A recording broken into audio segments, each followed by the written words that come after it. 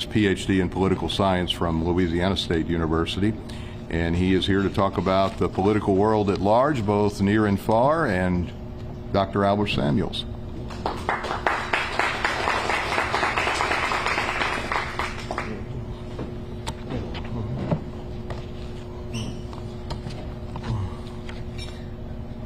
Good afternoon. This is an exciting day for us. This is the beginning of a new semester, so we have a lot of that first day jitters of students trying to figure out where classes are, and professors trying to scramble. Can you hear? Is that better? Okay, sorry about that. Sorry about that.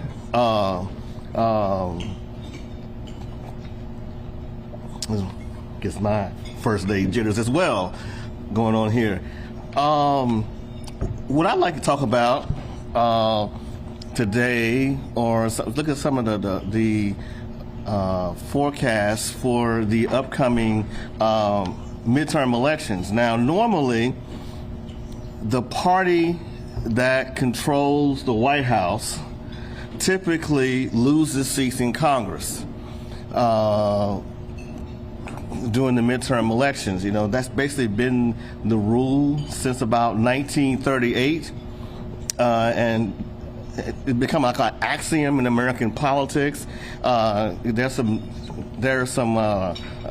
midterms that stand out in particular. I think about 1994 when Newt Gingrich and the Republicans, and they were able to take control of both houses of Congress after Bill Clinton's first midterm.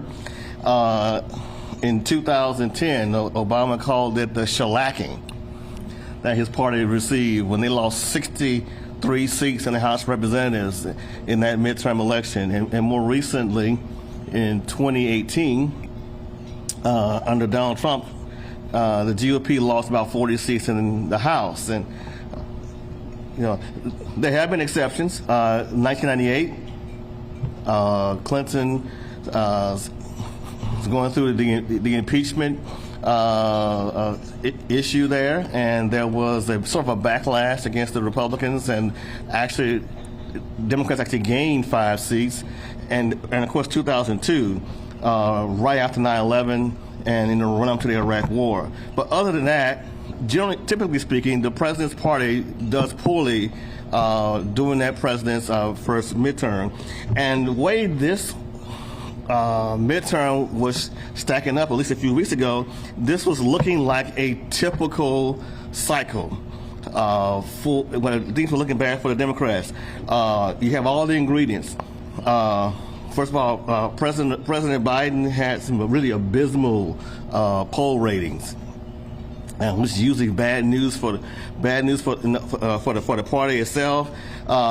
Those poll ratings were tied to inflation, which was at highs we have not seen since the 1970s. We had record gas prices, fears of a recession, and the president's domestic agenda seems stuck in Congress, and with some high-profile things not getting accomplished. And you have Democrats in some cases openly questioning whether or not Joe Biden should even run for a second term, and it's a lot of disappointment among the base. So all the ingredients were really set up for Republicans to have a big year. But in some ways, this may be a strange year, because then the Supreme Court overturned Roe v. Wade in the Dobbs decision, and so that started out in process a whole series of trigger laws. Louisiana has been on again, off again with its trigger laws, and several states have implemented the trigger laws, and there's been a political reaction to this. We've seen a significant uptick in Democratic enthusiasm. We've also seen even some Republicans or pro-choice Republicans who not actually happy about this decision. The first political test of this was in Kansas. Kansas, as in Wizard of Oz and Dorothy. This is not a liberal state, and you have a constitutional a measure in there to restrict abortion access that is defeated by a substantial margin. So we have abortion on one hand that may have changed the narrative.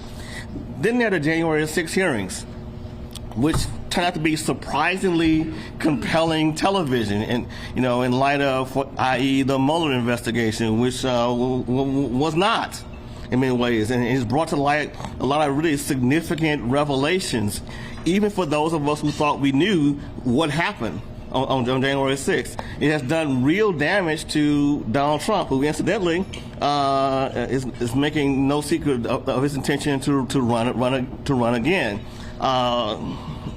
Throw in the fact that there's an existential crisis with democracy. Several people who are saying that the election was stolen are running on that around the country, including people who want to be secretaries of states and the guardians of elections going on. And then all of a sudden the Democrats got on a winning streak. Biden and the Democrats, started scoring a series of major legislative wins, whether or not it was the modest bill on gun reform, to the PAC Act for veterans, and the semiconductor bill to compete with China, and then the Inflation Reduction Act, this big piece of legislation that deals with climate change and healthcare and raise the tax on corporations. A lot of popular stuff in there. And it also helped the Democrats that the Republicans were basically against everything in it. And there are a lot of really popular things in there that Democrats feel like they can run on. And then finally, even the economy. With the economy, gas prices have fallen for 61 days in a row. We've had that was a surprisingly strong job number, and employment seems to be down. So maybe the recession is not going to happen. What have you? So Democrats really feel now like they have some things to actually run on. If you'd asked them 2 months ago about their prospects, they were really pretty down. Now they actually feel like they have some things to run on. And this is before we talk about the FBI making a visit to Donald Trump's Mar-a-Lago, Florida resort on last week. I'll save that for question and answers because that's a whole nother. So the point of the matter is now we don't know what's going to happen. We kind of came in with this narrative that the Republicans have a clear advantage. History says they should. But this has been anything but a typical year. And so we honestly don't know what's actually going to happen. However, one thing I will say, and I'm going to transition so that we can get into some questions and answers. As far as how this affects Louisiana, it's not clear, first of all, in the short term, that much of this is going to affect state politics that much, at least initially. First of all, now that the Supreme Court has stayed the redistricting case in Louisiana, that ensures that we will have no competitive congressional contest this fall. So the status quo is going to be in place.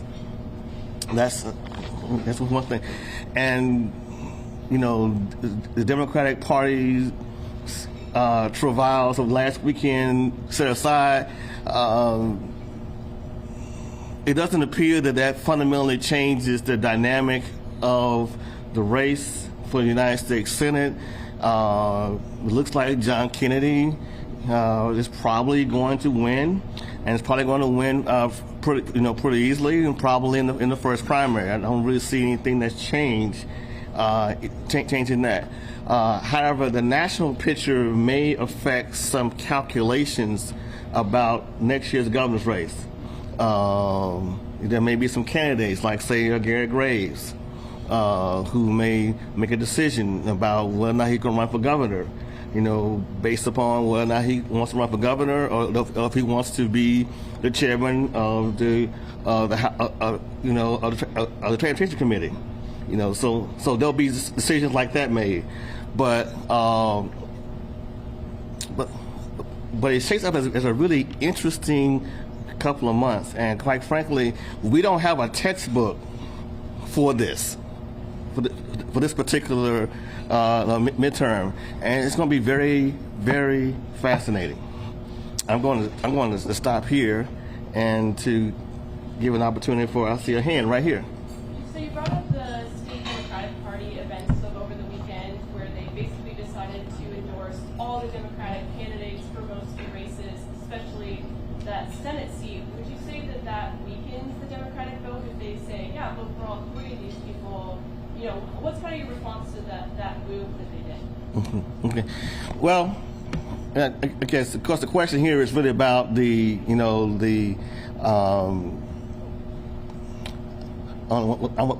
the word for that, the slight little fracas the Democratic Party got into this weekend at their convention, and I would just simply say this: the state Democratic Party in this case, and by the way, state parties have typically made this mistake in Louisiana, more so the Republicans historically than the Democrats.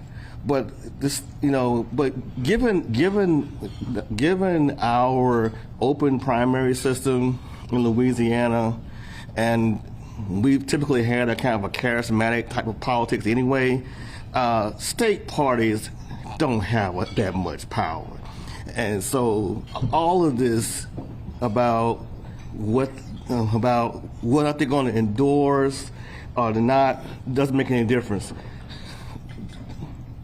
The only question that matters really is, can the Democrats, whether or not they endorse all three or whether or not they just endorse one, can they muster 50% plus one to force John Kerry into a runoff? I don't see anything that's changed based on what they did or didn't do on last Saturday. And so that's the only thing that really matters. And right now, I don't see much that's changed in terms of the dynamics of the race. Now, symbolically, it always looks bad when somebody changes the rules just before a vote is going to take place. Yes, you open yourself up to all kind of charges of unfair, and certainly that's going to feed the narrative of a candidate, say like a Gary Chambers, who's already running against the quote-unquote establishment. And so that's going to brandish his credentials even more. But again, I think the fundamental question is, can any Democrat or a combination of Democrats at least get 50% plus one to force a runoff? Right now, I don't see anything that's changed that dynamic. And that dynamic, is it simply just because of the way that Louisiana is, or what really needs to change, to make a Democratic senator more competitive in our, modern politics right now? Okay. Basically, more people need to vote. In fact, Republicans are winning in Louisiana, not necessarily because Louisiana is a red state. Louisiana is a non-voting state. You just look at the numbers, and even in typical statewide election, when the governor is on the ballot, which is typically our political Super Bowl in Louisiana, about half of the electorate are voting for nobody. Now Democrats nominally have an advantage in registration, but really, typically in Louisiana, that doesn't really mean a whole lot because in our open primary system, a lot of Democrats vote Republican and just haven't bothered to change registration. Okay, but there are lots of voters who are on the sidelines, and so if someone could ever figure out how to get some of those voters who are on the sidelines to vote, you could change a lot of the politics of the state. Now, some people look at Georgia, for example, and the state that Republicans had dominated for quite some time, and Democrats had won quite some time, as an example. But to replicate what happened in 2020 in Georgia, it took about 10 years or so to build the infrastructure to make that happen. And so it could happen, but the infrastructure has to be built for that to happen. And right now, I'm not sure that it exists currently today. If I could follow up, Albert, building the infrastructure to generate the turnout is supposed to be a party responsibility. Mm-hmm.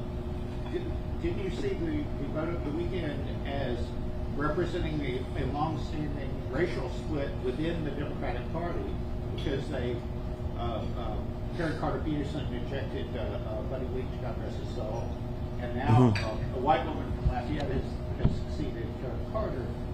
Isn't there a kind of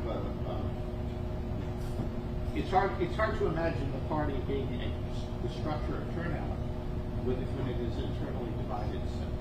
Mm-hmm. There definitely is, and there appears to be a racial component and dynamic to this, and this is something that some black Democrats have complained about for a while.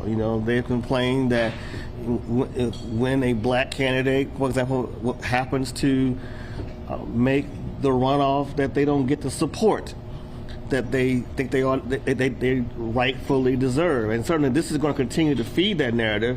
Because I think that there are some candidates who thought that had the rule not been changed, they would have gotten the endorsement of the party, and so I've seen people out there saying, "Well, we shouldn't support some of these candidates because of what the party has done." So that cannot be helpful. Yes.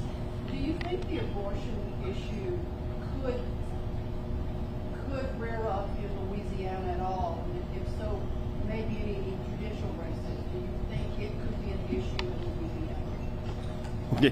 Well, I think it's going to be an issue for the simple fact. I think this is also one of the problems that Luke Mixon is going to have. Because Luke Mixon is trying to run the John Bel Edwards path to the United States Senate, and I think first of all that was a flawed argument to begin with. Okay,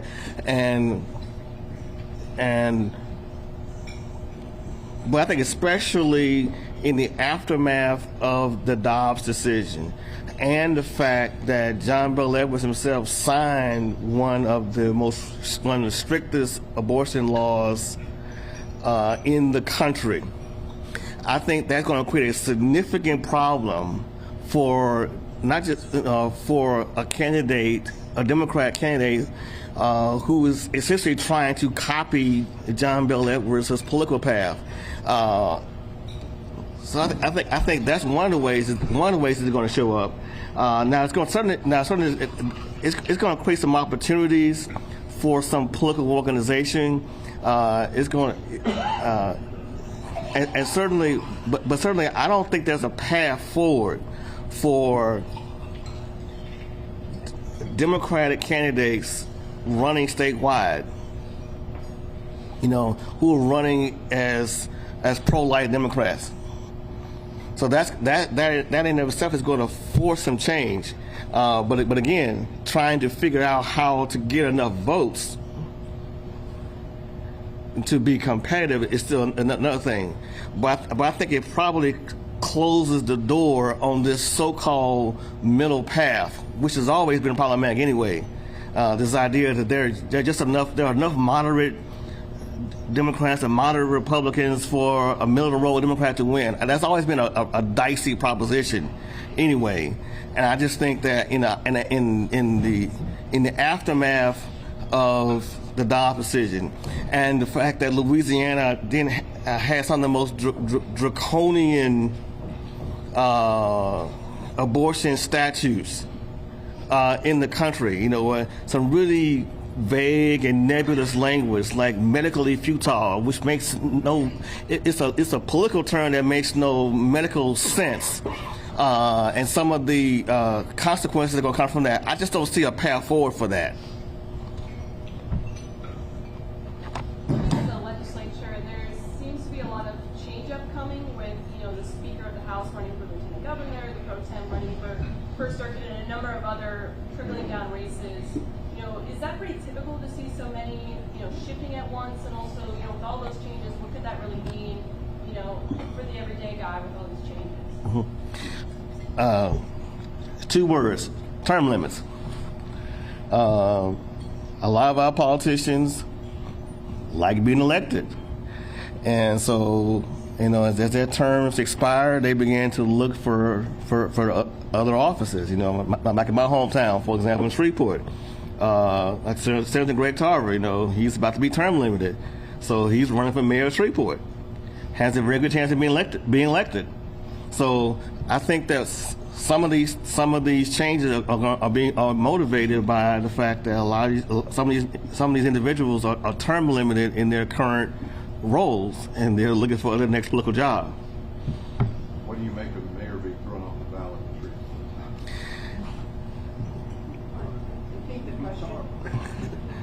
The question was about the mayor of Shreveport, the current mayor being basically thrown off the ballot for essentially he basically filled out the application wrong. Essentially, he put the wrong address on the application.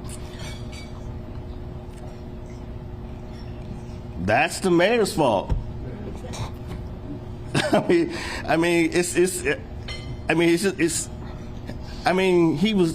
mayor was doing a press conference talking about voter suppression and how they're trying to take your vote away from you. And said, look, and for people who have studied voter suppression, that's actually insulting.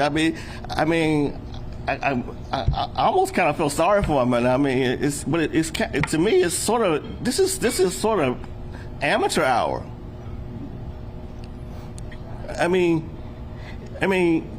You're supposed to be. We should have to worry about whether or not you can properly fill out the application. So I don't know. I think my feelings are pretty clear. Pretty clear. Talk to us about the voting machines. We really haven't had any fraud, and certainly Donald Trump has proved nothing. But now we're talking about changing the way we record votes. Right now, they seem to be being recorded accurately and well. Instead, are we going to change them to hand ballots? Mm-hmm. This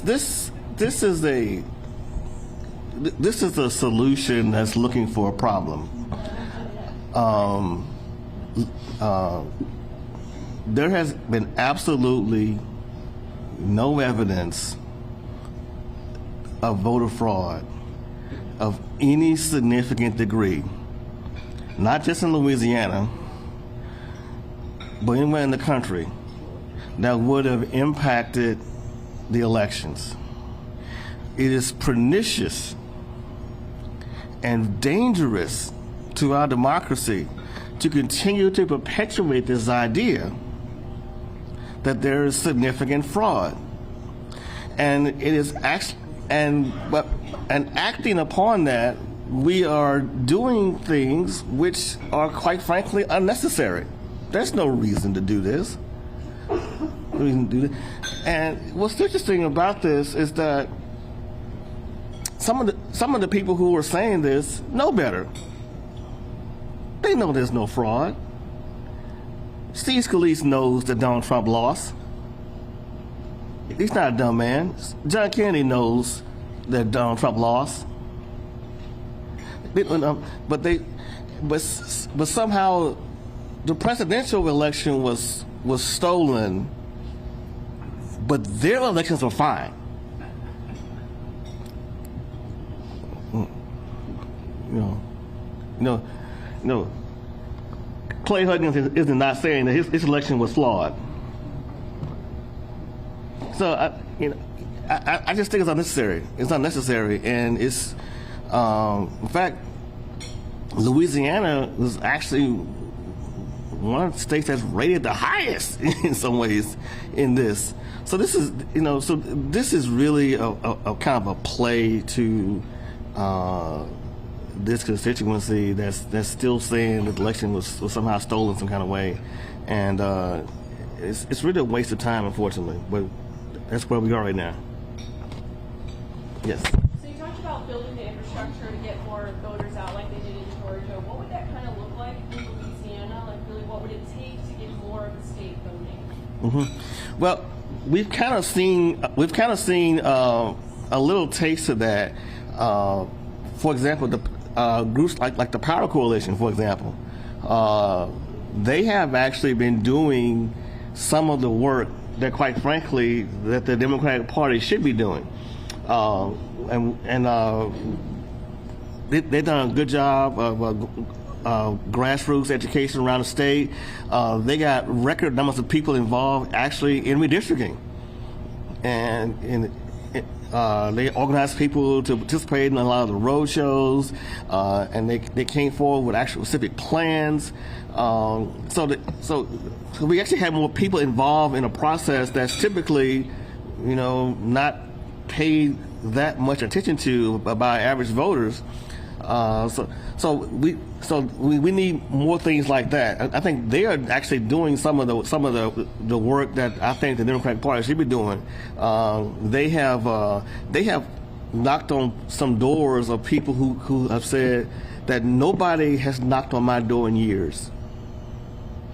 So but you would need things like that. I think that's kind of what we saw. One thing we saw in Georgia with like the new Georgia Project and and things like that. It was things like that that helped change Georgia. Another thing, Democrats have basically written off a lot of these rural parishes. Think about it, Huey Long and Earl. They did well, and they did well in places like Croc Springs. And now you have you have Democrats who have basically tried to rely on Shreveport, Baton Rouge, New Orleans. Well, you're gonna lose. You can't write off most of the state and expect to win. And part of what happened in Georgia, and one of the reasons that the Democrats won in Georgia, it wasn't just that they had this big, massive turnout in Atlanta, but also there was a spike in turnout in a lot of these rural counties. So there are places where Donald Trump may have carried those counties, but he didn't carry them with the margins.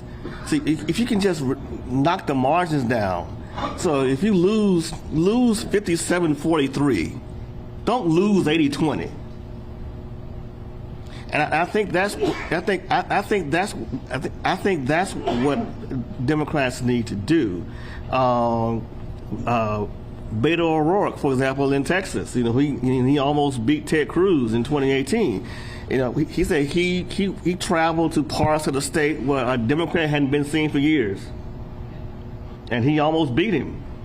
And that's what Democrats are going to have to do. You just can't rely simply on carrying Orleans Parish and East Baton Rouge and Caddo. you're going to have to go in some of these rural areas of the state. Another one of the reasons low voter turnout is a lot of frustration with both political parties. Historically, third parties don't do very well, but do you think that the environment has changed to where a third party could have a little bit more success?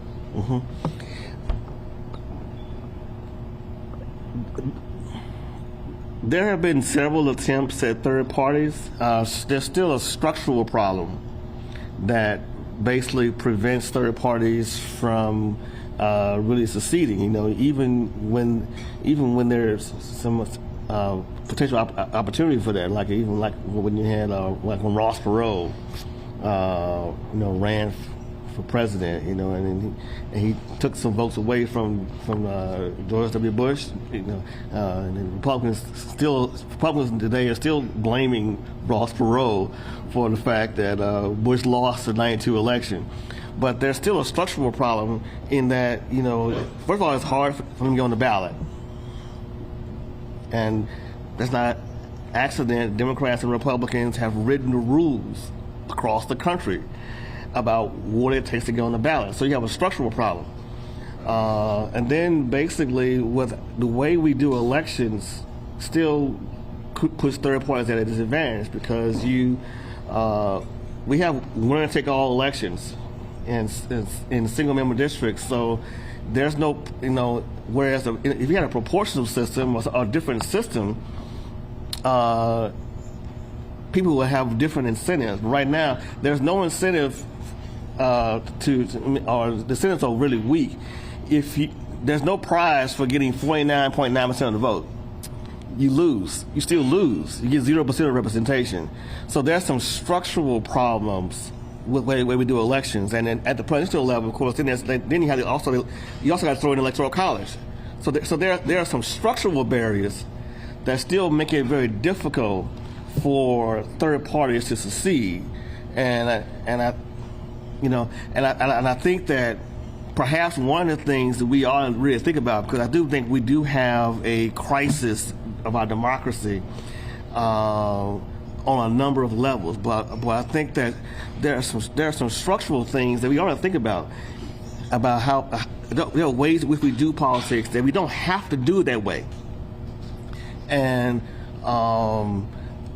we tend to think that the way we wage elections is the way it's always been, and that's actually not true. Nonpartisan elections that some people have, that wasn't always the way it was done. Single ticket voting is not the way it was always done. People had to fight for the right for referendums and initiatives, and so we have to think. We have to start thinking outside of the box. And right now, Alaska is about to have its election tomorrow. Primarily, they're using ranked choice voting for the first time, and ranked choice voting actually changes people's incentives about how you vote, because now you're not just running to be someone's first choice, but you also run to be their second or third choice. So you might think differently about how you characterize your opponents, because people tend to want to vote for somebody they like, and sometimes elections are both candidates are so toxic that it's like, okay, who's the least worst option? Okay, but people typically like to vote for the person that they like, and so the ranked choice system, which originally was just simply designed to save money, had this collateral benefit of candidates said, well, if I talk too harshly about Jim or Bill, they may not like me. They may not choose me for their second or third choice. So, pray tell, do I have to just only talk about the issues? What a novel thought in an election. So I think there's some structural. That's there's some structural barriers that still make it difficult. Even if the environment that's just some structural barriers that may make it hard for them to succeed. Dr. Samuels, how do you explain the appeal of Donald Trump to white voters in the South? Okay. The question was how do you explain the appeal of Donald Trump to white voters in the South? Well, Donald Trump Donald Trump is really the latest iteration of a wealthy white person who has built politically off of dividing people. You know, that's the old slaveholder's trick.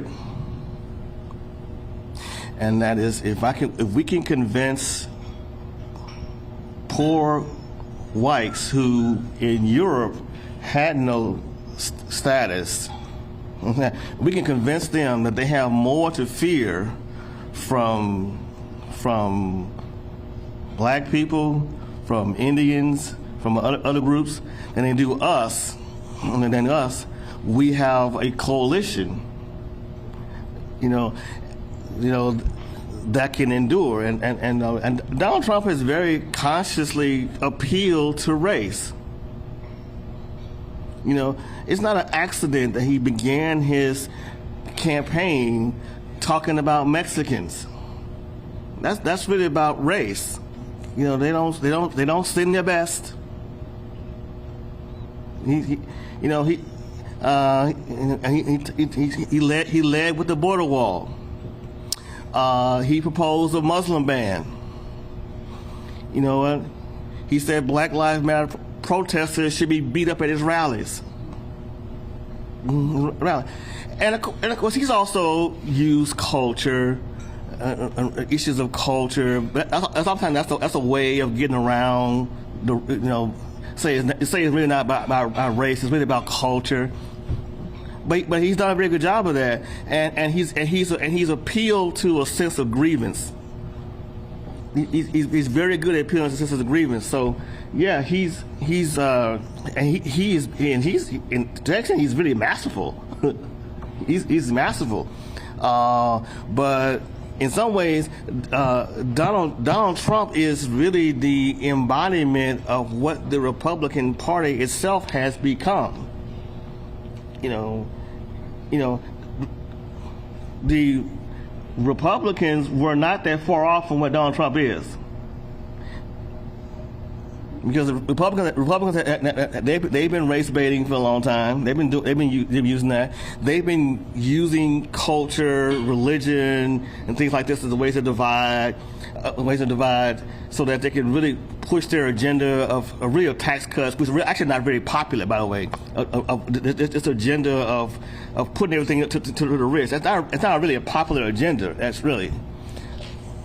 But they've been very good at doing that.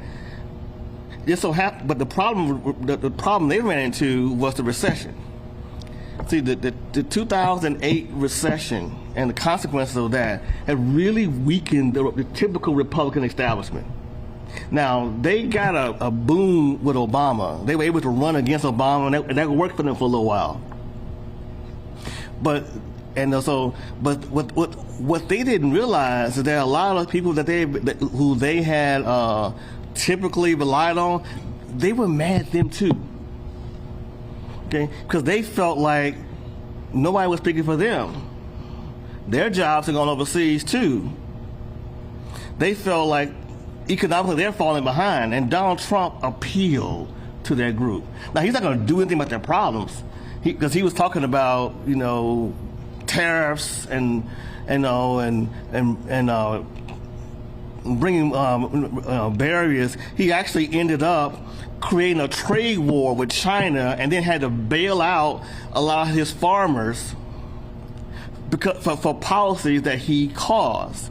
But That's a long answer, but more than what you asked for. I think you had a question, and then Land had a question. Putting on your thinking cap as a political scientist is something crazy. Imagine if a legislator sponsored legislation that would require the cost of frivolous litigation to be absorbed from the budget or salary of the state officers following. Do you think that'll have any measure of success in Louisiana? Okay. Could you repeat your question again? Yeah, repeat. You repeat. Okay. Yeah. If there were legislation that proposed that the cost of frivolous litigation be absorbed from the budget of the state officers of the salary, do you think that legislation would have any chance in Louisiana? I think the question was if there was a bill to require that if frivolous litigation were being put forth by particular state agency or what have you, if that money had to be absorbed from the salaries of the individuals who were bringing it, would that happen? I don't think it would go very far, quite frankly. But I think I know what you're getting at. Going to get at,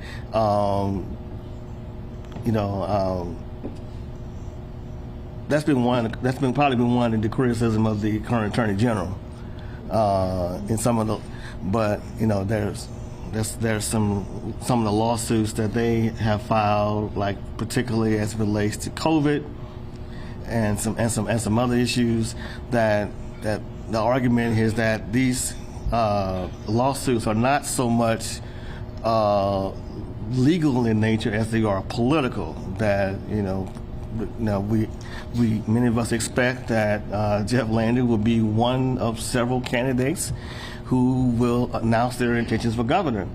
In 2023, we have an election coming up. We have a Democrat who is term limited, who cannot run again, and so it seems like the Republicans race to lose.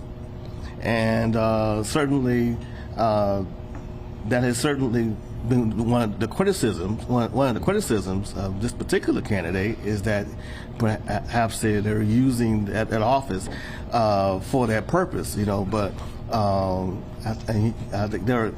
think you can make the argument that yes, he probably has the intention of unless I'll be surprised. I'll be shocked if he doesn't run for governor. And every indication is that he is making an appeal to the hard right of the party. And the key thing, first of all, is you gotta get to the runoff. And so history has shown is that if somebody can consolidate the most conservative wing of the electorate, that's at least about a third of the vote. That's usually enough by itself to get into a runoff. And if you're going to have a crowded field, if somebody can consolidate that part of the electorate, they have a path to get into the runoff. How does the 80-some-odd thousand new formed IRS agents factor into the upcoming election?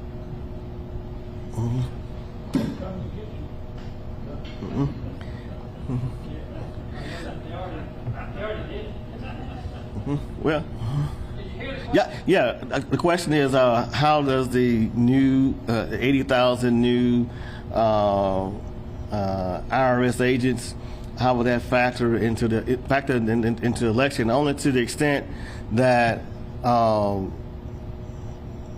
least the argument put forth by the administration is that one of the things is that part of this big reconciliation bill was to beef up the IRS's enforcement powers. That the argument here is that because the IRS has been underfunded, they would argue deliberately underfunded, actually, oftentimes by Republicans who actually don't want to see the IRS effective. The IRS doesn't have the resources, in many cases, to go after some of the people who are actually not paying their fair share. And so this will actually give the IRS more resources. At least that's the argument that they're using to justify why they did what they did.